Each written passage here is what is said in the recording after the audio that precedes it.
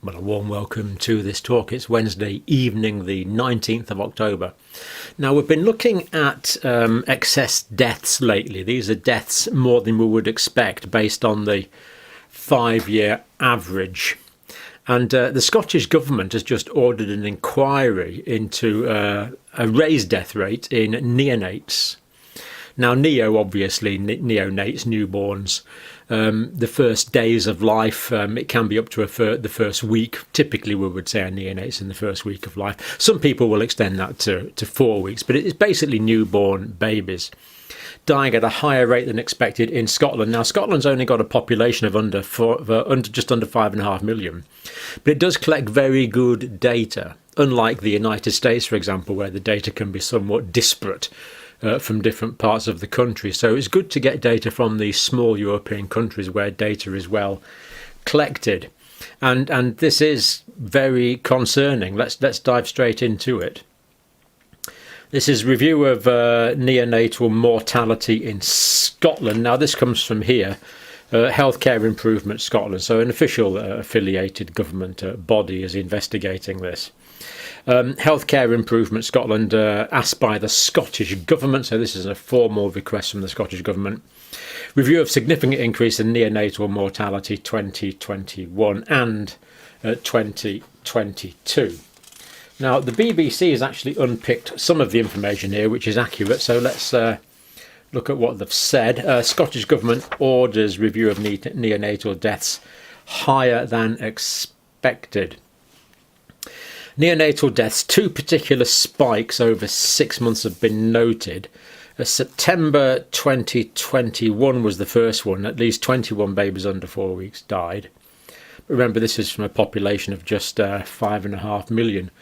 Now, let's hope this isn't duplicated in somewhere like the United States or in England, but if it was, you can see the numbers would really be getting quite large. Something we certainly need to get worked out. March 2022 was the second one. At least 18 babies under 4 weeks died.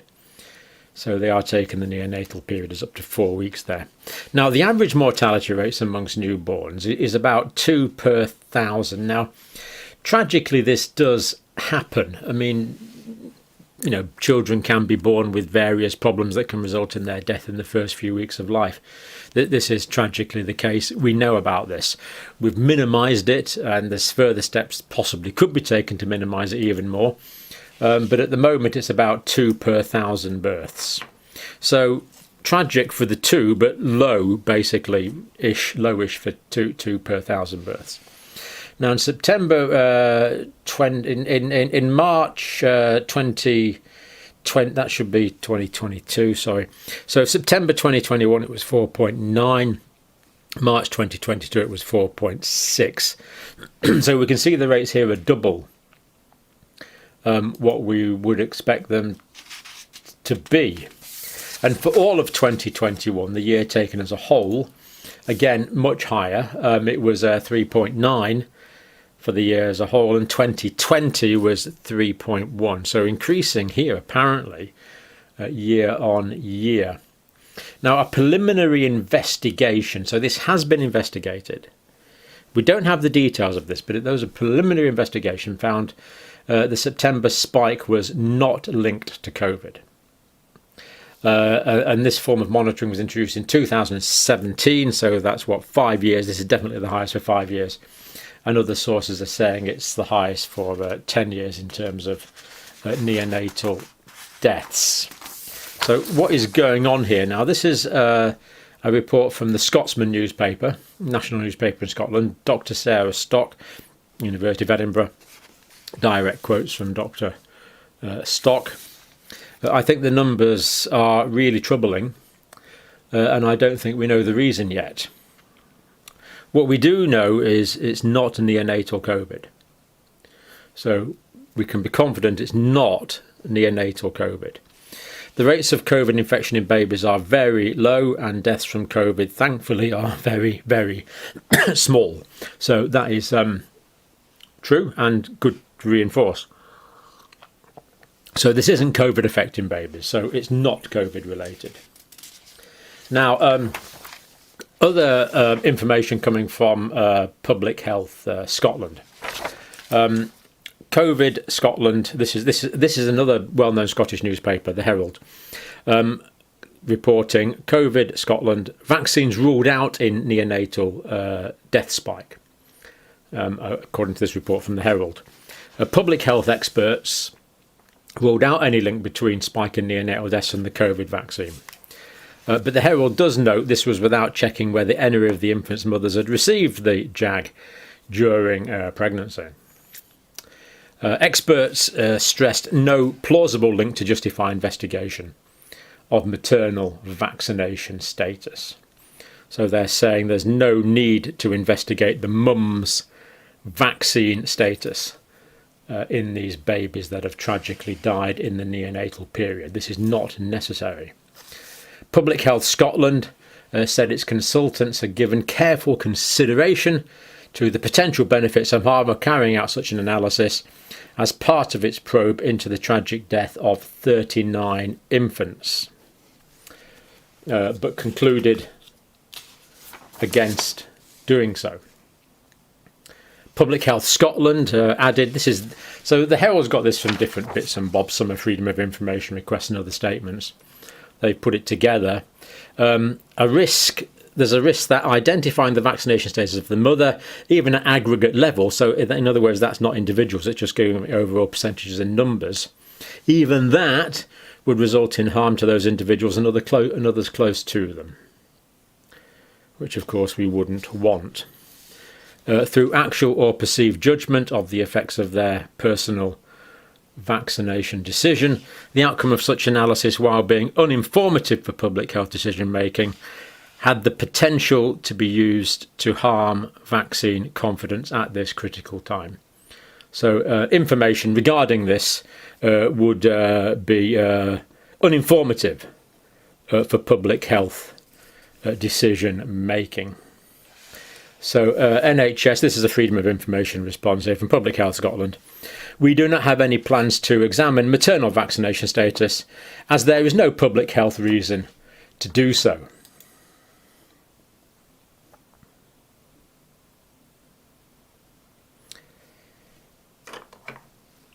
So it's reassuring to note, isn't it, that Public Health Scotland can be so confident in the safety of the vaccines.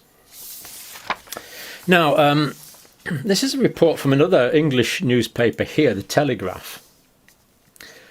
NHS logging baby deaths as stillbirths to avoid scrutiny, according to this investigation from The Telegraph. Now, this is a very reputable English newspaper. Families called into question trust transparency after hospitals' accounts clashed with their experiences is the subheading. Direct quotes from the article: NHS hospitals claim that babies born alive were stillborn. So they claim the babies were born alive, but they claim they were stillborn. Promoting accusations they were trying to avoid scrutiny. 6 children who died before they left hospital were wrongly described as stillborn.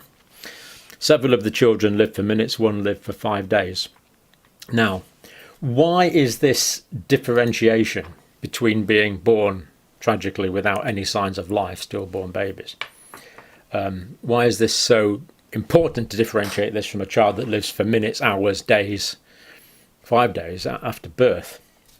Well, this is from the UK government side here that we're going to look at just briefly.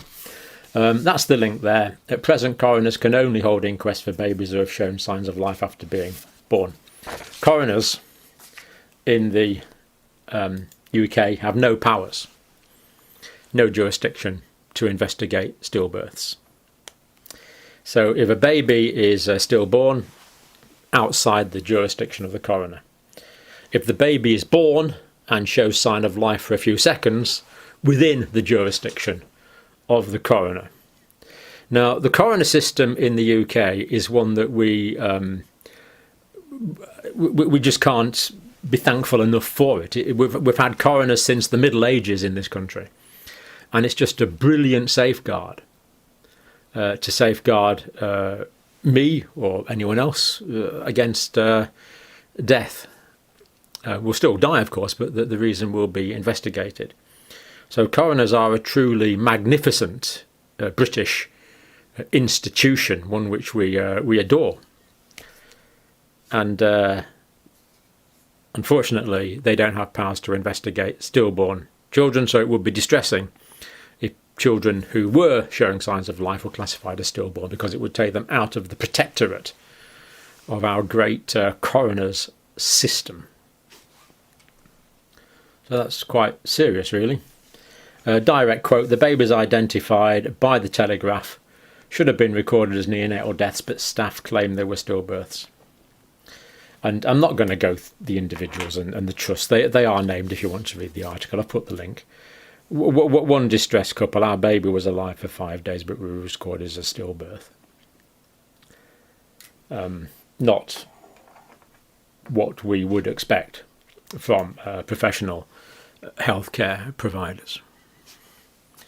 We would expect total honesty, integrity and transparency, from which we have from the vast majority of them. I've done it myself for over 40 years. I've worked with some of the highest caliber people in the world. It's a pity that there's been this difficulty in a vast minority. Now, I just want to finish with a few of your comments, really. I'm just going to give the initials of the people that commented, because I haven't asked them individually. It's all in the public domain. If you want to look through, you can find these comments. If you want to look through amongst the many thousands of comments that I'm delighted that we receive on this channel. But they do say quite a lot informative about the issue we're looking at excess deaths at the moment. Jay says, "Unfortunately, my wife is a hospital healthcare worker here in Ireland, and she has been saying for around 4 months now that they are seeing a massive increase in young people, males, in particular deaths. She's afraid to come forward on the record and report what's going on for fear of losing her job." So not pleasant reading from Jay, but thank you, Jay, for reporting. G from Canada.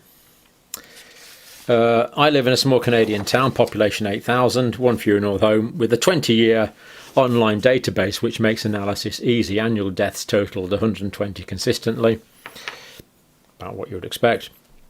For 2020, we reached 120 on September the 30th. All deaths over the next 3 months are excess." Born and raised here, so these are not just numbers, these are family and friends.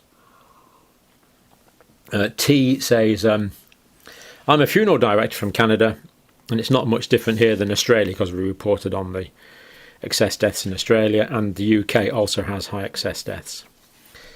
The number one cause of death in Alberta is unknown." M. "Well, I live in Australia and I still don't know anybody who died from COVID. However, I know quite a few people have mysteriously died or got very sick in the last 2 years. The latest 2 just weeks ago. She was a real estate agent in my village." Now, the village is named. I haven't given it for decency reasons. She'd just come back from an Italian holiday, was in perfect health, went to bed and was found dead in the morning.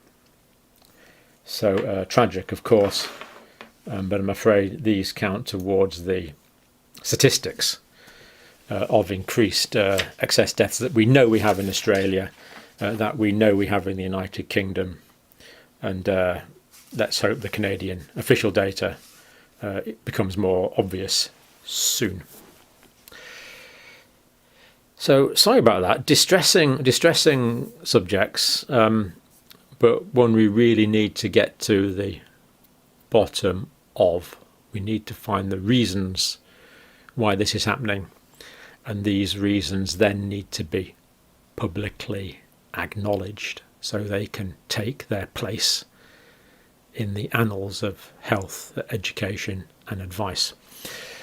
Thank you for watching.